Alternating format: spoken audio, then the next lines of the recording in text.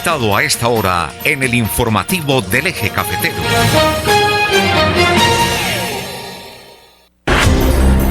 A las 7 de la mañana, 12 minutos, nuestro invitado de hoy es el doctor Daniel Silva Orrego, superintendencia delegada para la gestión. Él es abogado, graduado de la Universidad Libre de Pereira, con una amplia trayectoria de más de 9 años en el sector público. Cuenta con una sólida formación académica, destacándose por su maestría en Gobierno y Políticas Públicas de la Universidad Externado de Colombia, institución donde también obtuvo especializaciones en Derecho de Tierras y en Derechos Humanos y Derecho Internacional Humanitario. Adicionalmente, cuenta con una maestría en Contratación Estatal y una especialización en Contratación Estatal, ambas de la Universidad de Medellín. Ha ejercido también la docencia universitaria por espacio de 6 años en nivel de pregrado y posgrado en la Universidad Visión de las Américas y la Universidad Libre Seccional Cartagena, orientando materias, módulos de Hacienda Pública, Derechos Humanos, Derecho Administrativo, Derecho Constitucional y Contratación Estatal. Es importante recabar que ha ocupado roles claves en entidades como la Administradora Colombiana de Pensiones, Colpensiones, y la Asamblea Departamental de Risaralda, donde ha fortalecido la institucionalidad, optimizando los procesos administrativos y mejorando la gestión. Su formación académica y experiencia en los diferentes sectores le permiten asumir el reto como superintendente delegado para la gestión, doctor Germán.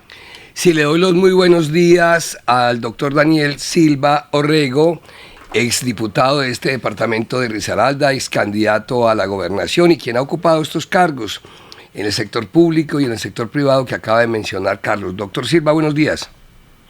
Muy buenos días, Germán, y a todo el equipo de trabajo de Qué Buena Radio. Un saludo muy especial para todos ustedes. Días sin verlo, sin saludarlo. Cuénteme cómo les está yendo, cómo le está yendo en esta nueva tarea que le ha encomendado el gobierno nacional como superintendente del subsidio familiar de gestión pública. Bueno, Germán, muchas gracias. Ha sido un reto profesional bastante grande. Ha sido un reto de estar en las diferentes cajas de compensación del país. Acá estoy ya esperando vuelo rumbo a Caquetá, a visitar allí la caja de compensación con FACA. Y bueno, desde esta superintendencia delegada nosotros nos encargamos precisamente de hacerle inspección, vigilancia y control a las diferentes cajas de compensación del país.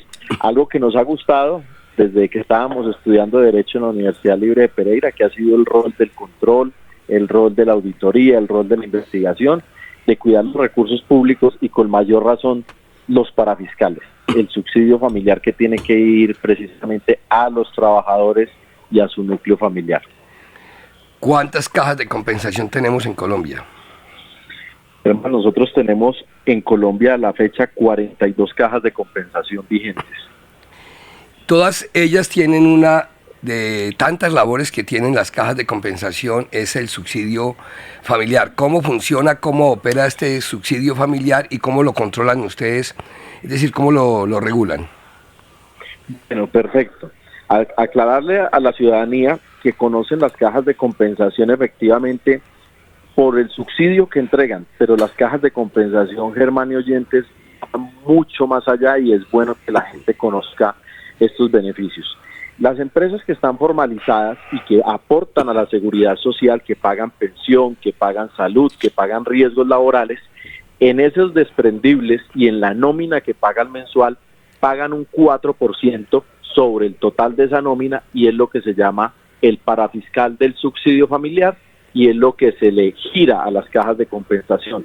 Cuando las cajas de compensación perciben el 4% de cada nómina de cada empresa, esos recursos que entran a la caja no solo se entregan en subsidios, lo que se le entrega comúnmente a cada familia por cada hijo, que es lo que se denomina cuota monetaria, así se llama este subsidio, la cuota monetaria por cada hijo, sino que las cajas deben utilizar el resto de recursos porque no todos entregan este subsidio, sino que debe entregarle también subsidio, por ejemplo, en especie a los trabajadores. ¿Cuál es el ejemplo del subsidio en especie? Los kits escolares, por ejemplo, que entregan las cajas de compensación a inicio de año. Pero la función de las cajas, como les decía, va mucho más allá. Va en los centros recreacionales que hacen las cajas, por ejemplo. Hay cajas de compensación que tienen colegios, hay cajas de compensación que tienen universidades, hay cajas de compensación, por ejemplo, que también se concentran en temas de salud, tienen IPS, hemos tenido casos de cajas que han llegado a tener EPS, como las cajas de compensación de Bogotá, del Valle del Cauca. Entonces es importante que la gente conozca todos estos beneficios y ojo, las cajas de compensación también tienen un fondo para subsidios de vivienda, subsidio de vivienda nueva, de vivienda usada o de mejoramiento de vivienda.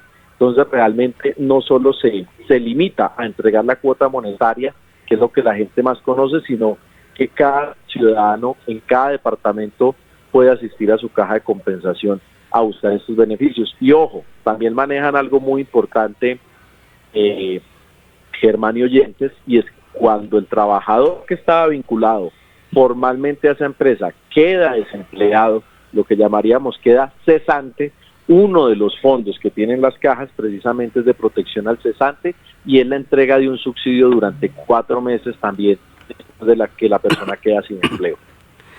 Este subsidio familiar, doctor Daniel Silva, tengo entendido, funciona de manera distinta en cada departamento, es decir, la cuantía es variable. Sí, correcto. Antes del 30 de enero de cada año, la superintendencia fija la cuota monetaria en cada uno de los departamentos, precisamente teniendo en cuenta la cantidad de empresas, la vocación industrial o comercial que tenga el departamento, el número de población, el número de empresas afiliadas. Entonces el 30 de enero de cada año se fija la cuota monetaria para cada departamento y varía, correcto. Y cada caja de compensación tiene también sus temas, digamos, fuertes y de inversión.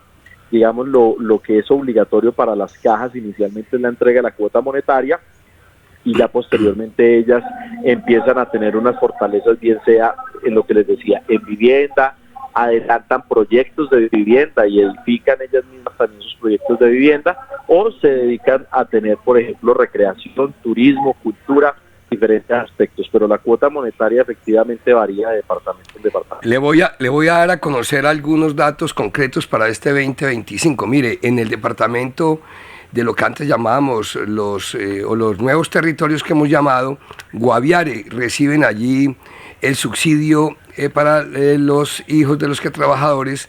En Guaviare 104.612 pesos, que es el departamento donde más bien se paga. En el Bichada les pagan el subsidio 102.096 pesos, en Guainía 88.938, en Baupés 76.932. Ahora departamentos con cuotas más bajas: Huila 47.145, Magdalena 50.980 pesos, en Bolívar 51.582, en Atlántico es donde, bueno, en Magdalena es donde más bajo se paga, en Atlántico 52.700.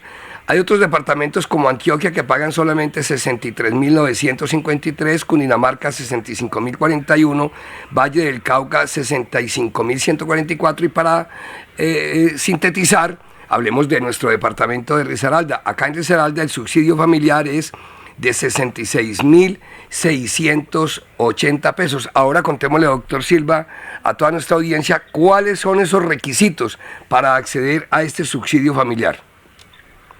Bueno, el requisito que nos establece la ley de subsidio familiar es que los ingresos entre padre y madre en ese hogar no superen los 4 salarios mínimos entre ambos padres. Ese es el requisito necesario para la entrega de la cuota monetaria, porque precisamente siempre las cajas de compensación, de pronto quienes han ido al Parque Consotá en Confamiliar Risaralda, pues ve uno en el ingreso que dice categoría A, categoría B, categoría C y categoría D. Precisamente los beneficios que se entregan en las cajas de compensación, Germán y oyentes, dependen de los ingresos de cada familia. Entonces, en el caso de la cuota monetaria, es aquellos hogares que no tengan un ingreso superior a 4 salarios mínimos, se entrega esa cuota monetaria por cada hijo. Pero ojo, no solo por cada hijo, es importante también anotar que esos trabajadores, quienes tengan padres, por ejemplo, que no tengan acceso a pensión y que sean dependientes de esos hijos trabajadores, también pueden acceder a esta cuota monetaria.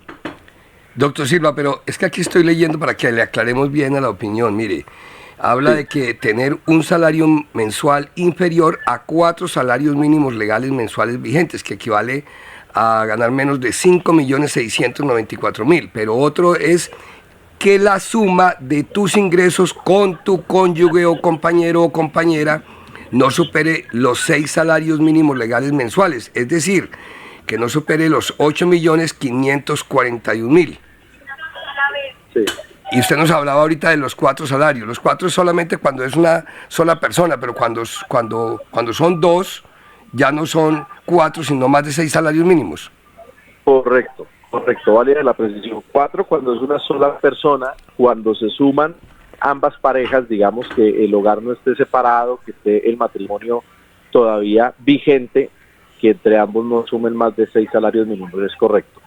También tener personas a cargo que generen el derecho al subsidio, como hijos menores de 18 años, hermanos huérfanos o padres mayores de 60 años sin ingresos. Bien importante también esto, ¿no? Sí, la gente desconoce, Germán, precisamente el beneficio que hay para los padres y que hay para los hermanos, y creen que la cuota monetaria solo se entrega a los hijos. Muchas veces cuando nosotros hacemos las visitas anuales a las cajas, las visitas de inspección y vigilancia, nos encontramos con que hay muchas cuotas monetarias sin cobrar, y estos recursos le van quedando a las cajas para otro tipo de inversión. Pero lo importante y la razón de ser y la primera función que tienen las cajas es entregar este subsidio, esta cuota monetaria. Por eso es importante hacer la pedagogía con la ciudadanía. Doctor Daniel Silva, cuando ustedes en la Superintendencia de Subsidio Familiar detectan una irregularidad en algunas de las cajas de compensación familiar, ¿qué procede? ¿Cómo la sancionan? ¿Y cuáles son esas irregularidades que podríamos decir son más recurrentes? Bueno, importante la pregunta, porque la ciudadanía también a veces, así como desconoce todas estas funciones que hemos hablado de las cajas de compensación, Germán, muchas veces la ciudadanía también desconoce la superintendencia, o sea, no la han escuchado. La gente ha escuchado la superintendencia de salud, la superintendencia de transporte, la superintendencia de servicios públicos domiciliarios. En total Colombia tiene 10 superintendencias, y allí está la de subsidio familiar, que precisamente, al igual que las más conocidas como la industria y comercio, también tiene unas funciones sancionatorias. En el caso nuestro, ¿en qué consisten cuando se detectan irregularidades? Cuando una caja administra mal el parafiscal, porque, como les decía, tienen unos fondos de ley, tiene el fondo de vivienda, tiene el fondo de educación, tiene cuota monetaria, tiene el mecanismo de protección al cesante. Si se descubre, por ejemplo, que las cajas están utilizando diferentes fondos para financiar cosas, objetos o contratos que no son, allí se empiezan a detectar irregularidades. Por ejemplo, las cajas, Germán y oyentes, tienen un límite para sus gastos de personal, para los salarios de los directivos, de los empleados, que es el 8% de lo que recaudan. En esto se asimilan un poco a los fondos de pensiones, que tienen un porcentaje por administración o una comisión, como se conocería popularmente. En el caso de las cajas de compensación, tienen derecho a tomar el 8% del total que recaudan del subsidio familiar para sus gastos administrativos. Muchas veces encontramos en las cajas, Germán, que se supera ese 8%, y hay cajas que se gastan un 10%, hasta un 15% en gastos administrativos. Cuando estas irregularidades se detectan, la superintendencia tiene varias herramientas. Primero, y digamos que hoy en orden de severidad y de gravedad y del nivel de fortaleza de la medida. Primero, se les puede decretar una vigilancia especial. ¿Qué es una vigilancia especial? No se remueve a ningún directivo de la caja, sino que la caja tiene que hacer un plan de mejoramiento y se le designa un funcionario de la superintendencia que se llama agente especial de vigilancia. Y este plan de vigilancia, sus actividades tienen que cumplirlos a cabalidad. Si se desconoce el plan de vigilancia, allí voy con la siguiente medida, y son las famosas intervenciones de las cajas. Hay dos tipos de intervenciones, las intervenciones parciales y las intervenciones totales. En las parciales se remueve solo o al consejo directivo o al director de la caja, solo a uno de estos dos órganos. Y en la intervención total, la superintendencia lo que hace es remover a ambos órganos, tanto a los 10 consejeros directivos como al director de la caja. ¿Quiénes reemplazan estos órganos directivos? Los designa directamente la superintendencia. La superintendencia tiene un listado de elegibles para ser directores de cajas intervenidas, que también valga el dato, tenemos 42 cajas en Colombia y a la fecha hay 10 cajas intervenidas. Quiere decir que sobre esas 10 cajas intervenidas de las 42, la superintendencia coloca a los directores y coloca a la persona que ejerce las funciones de consejo directivo, que se llama un agente especial de intervención. Ese es el tipo de medidas que existen, Germán, cuando se detectan irregularidades en las cajas, y es más, la superintendencia también puede remover en los casos también que considere necesario al revisor fiscal de la caja, y en ese caso la figura que existe se denomina contralor, la persona que reemplaza al revisor fiscal. ¿Cómo se elige un director de una caja de compensación? Y le hago esta pregunta porque acá en la ciudad de Pereira, acá en el departamento de Risaralda, la caja de compensación familiar, pues ha tenido, digamos, bastantes tropiezos en los últimos años a partir de la designación del doctor Luis Fernando Acosta, quien reemplazó al doctor Mavier Valencia, quien estuvo por más de 40 años allí en la caja de compensación como director y como funcionario. Pero digamos, han habido una cantidad de enfrentamientos entre el Consejo Superior y el Consejo Directivo y el mismo director. ¿Cómo se elige ese director y cómo se elige ese Consejo Directivo?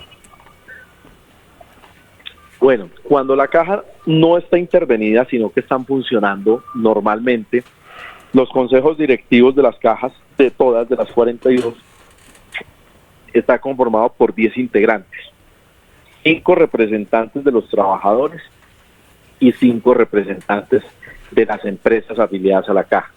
¿Quién elige a los 5 trabajadores? El Ministerio del Trabajo los designa mediante resolución para un periodo de 4 años. Y en esos 5 trabajadores, Germán y oyentes, deben quedar representados trabajadores sindicalizados y no sindicalizados.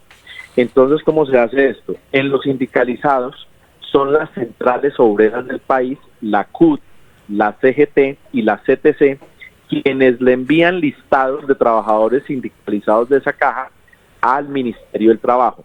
Y de allí el ministerio escoge de ese listado de las centrales obreras quiénes van a ser, de esos 5, quiénes van a ser los sindicalizados. Y los no sindicalizados son trabajadores de empresas afiliadas a la caja que no están sindicalizados y que deciden autopostularse. La caja recibe esas autopostulaciones y las envía al ministerio. Y de todo ese banco de hojas de vida, el ministerio designa esos 5, repito, que queden representados dentro de esos 5, sindicalizados y no sindicalizados.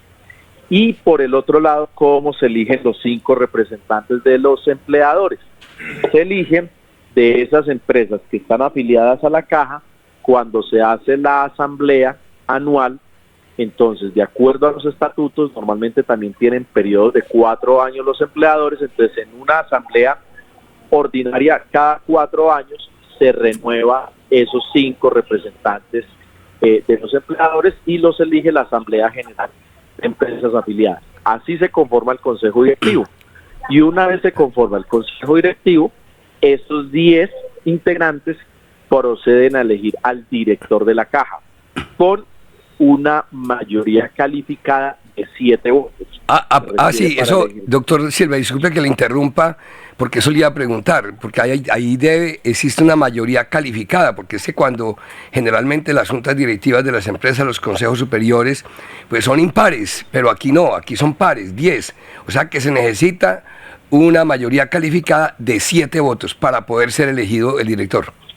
Correcto, se necesita una mayoría calificada de 7 votos, y el Consejo Directivo hace entonces esta elección. Ojo, con lo siguiente, Ya es decisión también del consejo directivo cómo va a ser la forma de vinculación del director, porque recordemos, estas cajas son de derecho privado, es decir, las cajas de compensación no se consideran entidades públicas, no se consideran entidades descentralizadas. Lo que tenemos allí es un privado que por administrar para fiscales, que en este caso es el subsidio familiar, entonces la superintendencia tiene competencia para inspeccionar, vigilar y controlar. Entonces, dentro de esa autonomía que tienen las cajas como empresa privada, entonces el consejo directivo decide cómo va a ser el contrato de trabajo, hermanos y oyentes. Entonces, si el contrato de trabajo va a ser a término fijo, 3 años máximo, que era lo que tenía establecido el Código Sustantivo del Trabajo hasta hace 2 semanas con la reforma laboral, ya los contratos a término fijo pueden ir hasta 4 años. La caja decidirá si es un contrato a término fijo o decidirá si es un contrato a término indefinido. Y ojo con lo siguiente, también el famoso tema de los salarios de los directores de las cajas.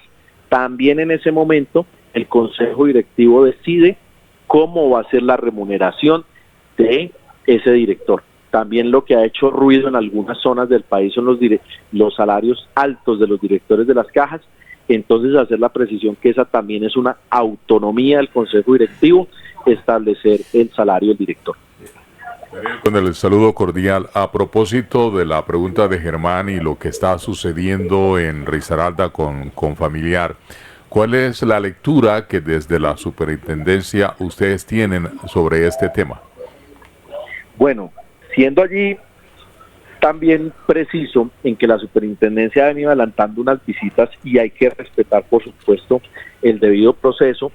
En el caso concreto de Risaralda, en el mes de abril se adelantaron 2 visitas por parte de la superintendencia del subsidio familiar, una visita ordinaria desde la delegada para la gestión y una visita especial por parte de la superintendencia delegada para las medidas especiales.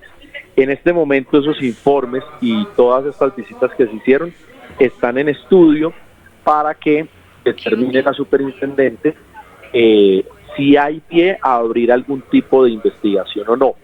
No obstante, pues es de conocimiento público todo el enfrentamiento que existió, todas las tutelas que ha habido de por medio, la cancelación de la Asamblea General que hubo el 30 de mayo y que está reprogramada para el 25 de julio, pero lo que precisamente propende la superintendencia es que haya una armonía en el trabajo que hace el consejo directivo y que hace el director de la caja, porque precisamente el consejo directivo está para servir como ese contrapeso y ese control a los directores de las cajas. Por eso ellos le aprueban el presupuesto, hay cierta cuantía a partir de la cual el consejo directivo autoriza los contratos y que los directores tienen que respetar.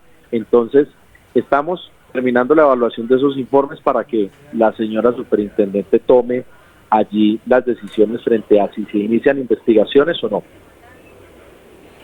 Muy amplia la información pues que nos ha dado el doctor Daniel Silva, doctor Germán, en esta mañana aquí en el informativo del Eje Cafetero. Sí, doctor Silva, le agradecemos mucho y pues que continúe trabajando juicioso como siempre lo ha hecho en esta alta responsabilidad que le ha entregado el gobierno nacional. Está usted allí representándonos en el gobierno nacional en este cargo tan importante y sobre todo en un tema tan sensible como es el tema del subsidio familiar, que beneficia a tantos hogares, a tantos niños, a tantas niñas en todo el país. Muchos éxitos y un bendecido día. Muchas gracias, Germán. Un saludo para todo el equipo de trabajo y a los oyentes. Un feliz jueves. Son las 7 de la mañana, 36 minutos.